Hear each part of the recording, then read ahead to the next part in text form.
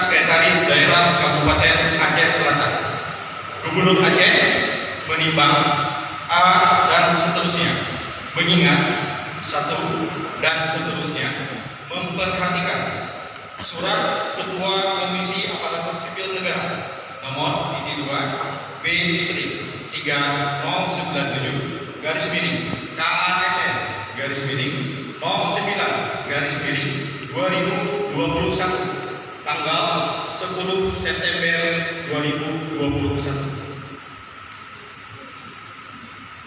memutuskan menetapkan ke-1 mengangkat saudara Cut Syazalisma SSTP NIP 1977 12 04 1996 12 1001 pembina utama tempat C dalam jabatan pimpinan tinggi Pelaksana Sekretaris Daerah Kabupaten Aceh Selatan dan kepada pegawai negeri sipil tersebut selama memangku jabatan dimaksud diberikan tunjangan jabatan struktural eselon 2A.